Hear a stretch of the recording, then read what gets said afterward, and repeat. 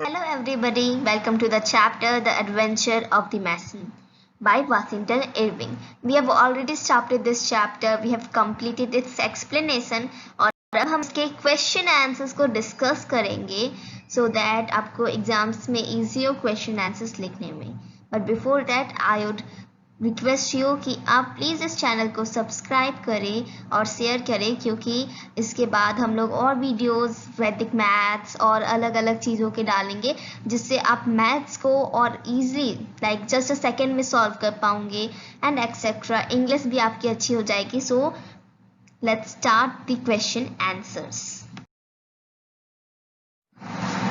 तो पहला क्वेश्चंस दो कैटेगरी में दिए हुए हैं. पहला कैटेगरी है कॉन्टेस्ट को देख के हम लोग को आंसर देना है. So what is the contest? Now see the stranger, you must help me to bring for the bodies that are to be buried in this vault. First question related to this contest is who said this and to whom. So we know that the stranger said this to the poor mason.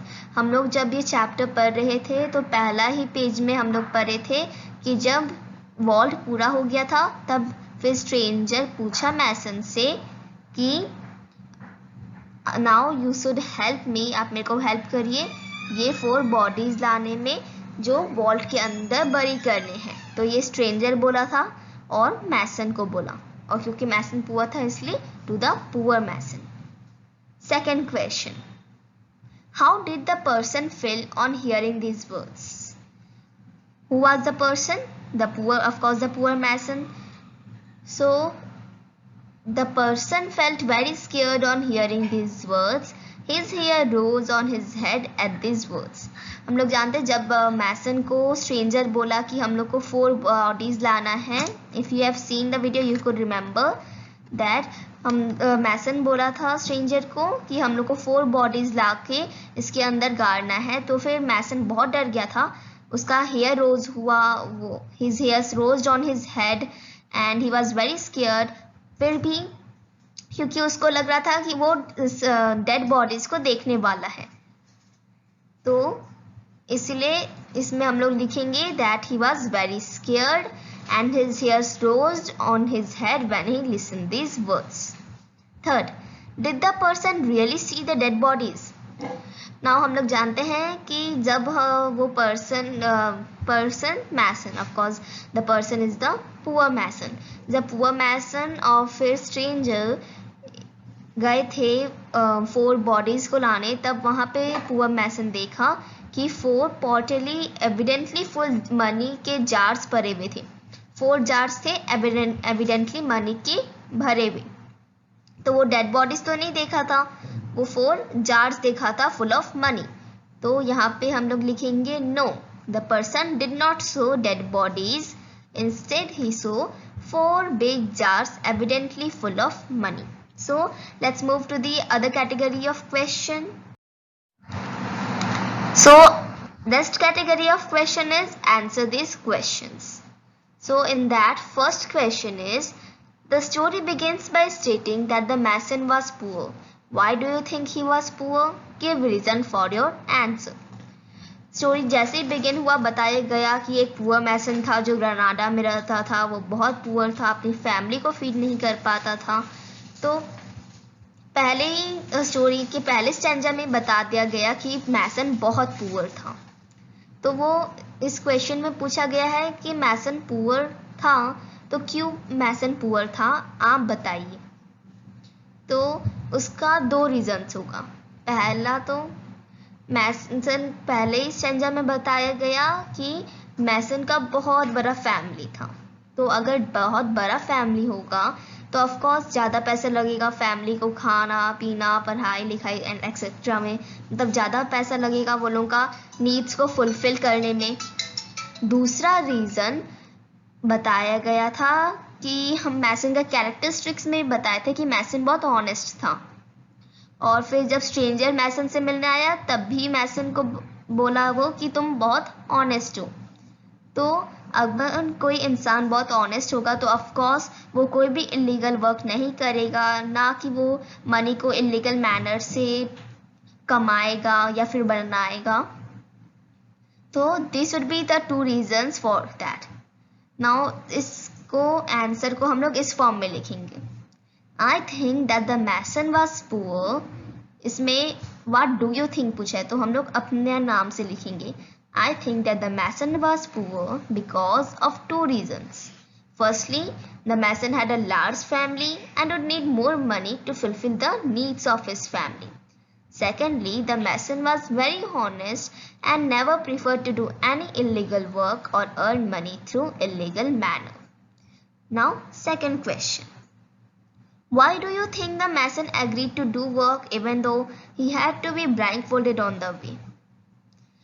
जब हम लोग lesson पढ़ रहे थे तब उसमें first ही page में बताया गया था कि स्ट्रेंजर पूछा मैसन से कि आपको काम जहाँ पे करना है मैं वहाँ पे आपको blindfolded means covering the eyes with the some piece of cloth, मैं आपका आँख को कवर करके आपको ब्लाइंड फोल्डेड करके लेके जाऊँगा। और मैसन एग्री भी हो गया था। तो इसमें पूछा गया कि मैसन एग्री क्यों हो गया इस कंडीशन पे कि उसको ब्लाइंड फोल्डेड करके लेके जाया जाएगा उस जगह पर, क्योंकि मोस्टली कोई भी पीपल एग्री नहीं होगा, पर मैसन क्यों एग्री हो गया ये क्वेश्चन है। So the answer of this question will be, हम लोग जानते हैं मैसन को काम का ज़रूरत था क्योंकि उसको अपनी फैमिली का नीड्स पूरा करना था, इसलिए उसको काम का बहुत ज़रूरत था, इसीलिए वो